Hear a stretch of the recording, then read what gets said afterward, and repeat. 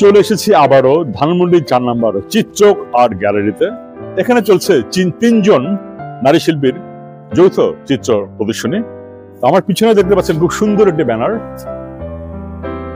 ত্রয়ী শিরোনামে যৌথ চিত্র প্রদর্শনী। শিল্পী শাহিন সোবাহানা সুরভি, শিল্পী শাহনাজ বেগম শাহিন, শিল্পী মিরাদুল ফাতেমা রাকার ত্রয়ী শিরোনামে যৌথ চিত্র প্রদর্শনী। তো চলুন দেরি না করে আমরা দেখে ফেলি চমৎকার এই যৌথ চিত্র প্রদর্শনীটি। আশা করি আপনাদের ভীষণ ভালো লাগবে।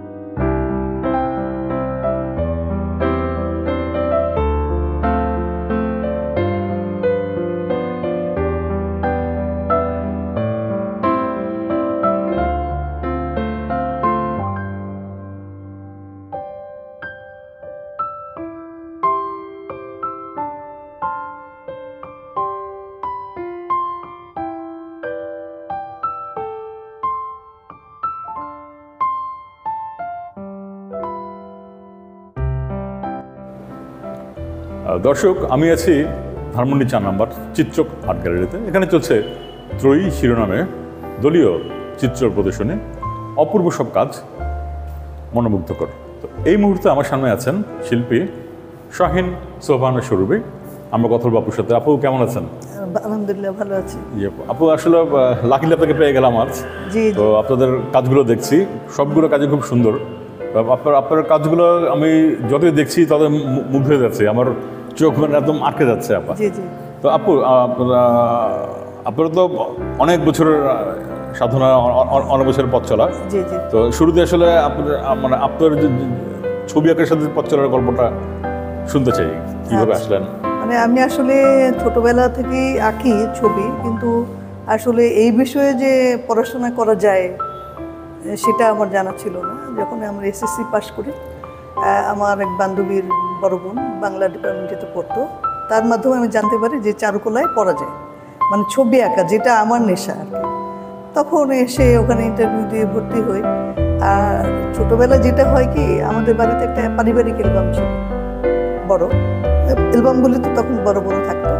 তবে মানে একটা পাতা ওয়াশের কালার, মানে সেটা কি মাধ্যমে ছিল মনে নাই, কিন্তু জলছাপ জলছাপ এবং সবই ফুলের, মানে ল্যান্ডস্কেপ। একটা ল্যান্ডস্কেপের পরে আবার কিছু ছবি রাখার জায়গায় আবার একটা ল্যান্ডস্কেপ, এরকম, কিন্তু সবই খুব লাইট লাইট কালার ছিল। ওখান থেকে আমার একটা মানে ওই অ্যালবাম থেকে আমার একটা আকর্ষণ যে এইভাবে আমি কীভাবে আঁকতে পারি বা কী করতে পারি এরকম। কিন্তু পরে এসএসসি পরীক্ষার পরে আমি ভর্তি হই ওখানে, রেজাল্টের পরে আর কি। তো ওখানে আমরা আসলে সেশন জোটের কারণে দীর্ঘ এক যুগ ছিলাম চারুকলার সাথে জড়িত। ওখান থেকে অনার্স মাস্টার্স করে তারপরে মাঝখানে আবার 15 বছর আমি ছবি আঁকা থেকে দূরে ছিলাম, বিভিন্ন কারণ, সার্ভিস, তারপর সংসার, বাচ্চা, এগুলো নিয়ে। তারপর কিন্তু ভিতরে একটা ইয়ে ছিল যে আমাকে আঁকতেই হবে, অদম্য ইচ্ছা ছিল আর কি। যার কারণে আমরা তিনজনই প্রায় 15 বছর পরে আবার শুরু করি ছবি আঁকা। তো আমার ছবির যে বিষয়, এটা থিম, সেটা হলো শকুন্তলা। শকুন্তলার কাহিনী তো সবারই জানা, তারপরেও আমি একটু বলি। ও ছোটোবেলায় বাবা মা পরিত্যক্ত হয়ে বনে বসবাস করে, এবং বনে ওকে যে আশ্রয় দিয়েছিল একটা ঋষি, এবং মানে তার সমস্ত কিছু দেখভাল করতো, যে সে ছিল একটা পাখি, নাম হলো শকুন্তলা। শকুন্ত পাখি, এই শকুন্ত পাখি থেকে শকুন্তলার নাম আসে, ঠিক আছে। কিন্তু সে যে প্রকৃতিতে বড় হয় এবং প্রকৃতি কন্যা, সেই জন্য প্রকৃতির সাথে কিন্তু নারীর একটা বেশ মিল আছে, হ্যাঁ, সৌন্দর্য সব কিছু। তো প্রকৃতির সেই রং, রূপ, রস আমি নিয়ে আমার পেন্টিংয়ে আনার চেষ্টা করি। এবং দেখেন, আমাদের এশিয়ান সাবকন্টিনেন্ট দেশে ও কিন্তু ছোটোবেলায় বাবা মা পরিত্যক্ত হয়েছে, আবার যৌবনে গিয়ে স্বামী পরিত্যক্ত হয়েছে, এবং সে কিন্তু সারা জীবন স্বামীর অপেক্ষায় কাটিয়েছে, বাচ্চাকে মানুষ করেছে, হ্যাঁ, স্বামীর যোগ্য হিসাবে মানুষ করেছে বাচ্চা। এটা কিন্তু আমাদের এশিয়ান যে সাবকন্টিনেন্ট দেশ, এই ঘটনা অনেক আগের, কিন্তু দেখেন প্রায় বেশিরভাগ কিন্তু পরিবারে এরকম আছে, বেশিরভাগ হচ্ছে। এবং মেয়েরা কিন্তু এখনও অবহেলিত, এবং মেয়েরা তার যে শক্তি, ভিতরের স্পৃহা, ওটা দিয়ে কিন্তু জীবনে সে স্বাবলম্বী হচ্ছে। এবং সেই জিনিসগুলো নিয়ে আমার এই ক্যানভাসে আনা। কিন্তু দেখেন, আমি কিন্তু কোনো স্যাড বিষয়ে ক্যানভাসে দেই নেই, স্যাড কালারও আমার নেই, সবই ব্রাইট কালার। কারণ মেয়েদের যে শক্তিটা, সেই শক্তিটা কিন্তু রঙের মাধ্যমে প্রকৃতির সাথে মিশিয়ে আমি সেটা তুলে ধরার চেষ্টা করেছি। আর এই যে চোখের যে আদলটা, অনেকে বলে যে চোখটা কেন এরকম প্রসারিত করা, হ্যাঁ, এটা আপনি ধরতে পারেন যে আমার নিজস্ব স্টাইল। আরেকটা যদি অন্তর্দৃষ্টি দেন, সেটা হলো মেয়েরা কিন্তু পুরুষের চেয়ে আমি জানি অন্তর্দৃষ্টি সম্পন্ন, এবং এই বিষয় দিকটা তাদের খুব শক্তিশালী।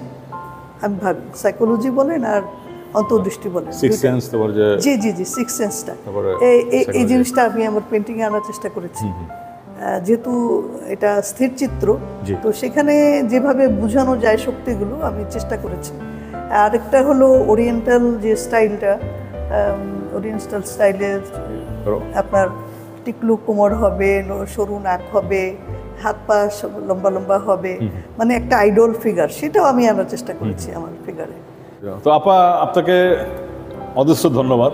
আসলে একটা ছবি নিয়ে যে কথা বলতে যাই, ডিটেলে চলে যাই, জি জি, মানে সে গল্প শেষ হবে না, শেষ হবে। তো আমরা আরেকদিন আপা আপনার সাথে অবশ্যই বসবো, আপনার আরো ছবি নিয়ে কথা বলবো। আর এই ট্যাপেস্ট্রিটাও কিন্তু আমার করা। ও আচ্ছা আচ্ছা, এই ট্যাপেস্ট্রি আপা একটু কিছু শুনতে চাই। এই কাজটা আপনি শুনে অবাক হবেন যে এটা প্রায় 27 বছর আগের কাজ। 27 বছর আগে করা? ইয়েস, মানে আমি যখন স্টুডেন্ট তখন করা এটা, এই কাজটা আমি যত্ন করে রেখে দিয়েছিলাম। এবং আচ্ছা, শিল্পের তো অনেকগুলো মাধ্যম থাকে। জি জি, সিরামিক, তবে স্কাল্পচার, আমার ডিপার্টমেন্ট ছিল ক্রাফট, হ্যাঁ, কারুশিল্প।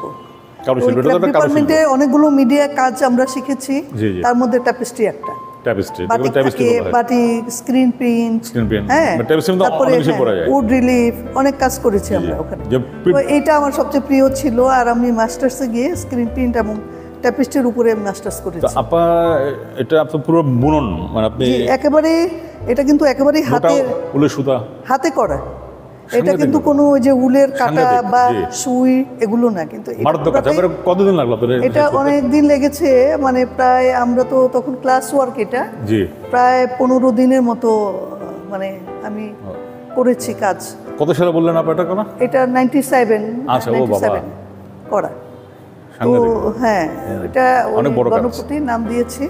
আচ্ছা মানে হ্যাঁ মানে গণপতিটা তো আপনারা মনে হয় জানেন, জি, জি। এটার বিষয়টা যে পৌরাণিক হিন্দু জি, জি, জি। পৌরাণিক কাহিনী হ্যাঁ। থেকে নেওয়া, এবং পৌরাণিক আমাদের বিষয়টা হলো পৌরাণিক অতীত থেকে, ঠিক আছে? জি তো এই সাবজেক্টটা, এবং সেটা আমি আদলটা আনার চেষ্টা করেছি। আর ট্যাপেস্ট্রিতে যে একটা ফর্ম থাকে যে 4 কোণা থাকতে হবে, এর মধ্যে সব করতে হবে, আমি কিন্তু এই ফর্মটা আপনার ভেঙে দিয়েছি।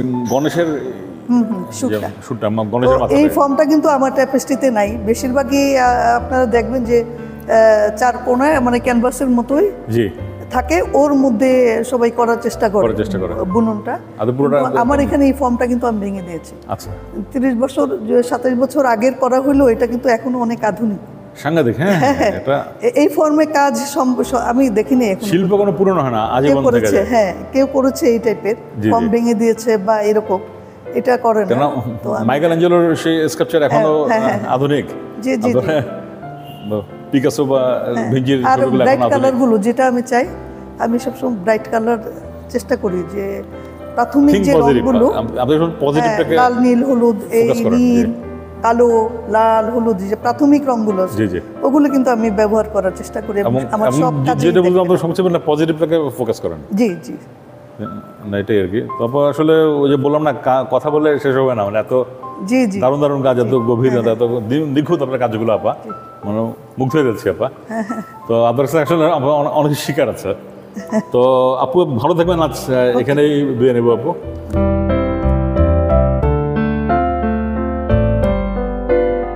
দেখছিলাম 3 জন নারী শিল্পীর দলীয় চিত্র প্রদর্শনী ত্রয়ী, অপূর্ব এবং অসাধারণ সব পেন্টিং, সব দারুণ দারুণ শিল্পকর্ম আপনারা দেখলেন, আশা করি আপনারা উপভোগ করেছেন।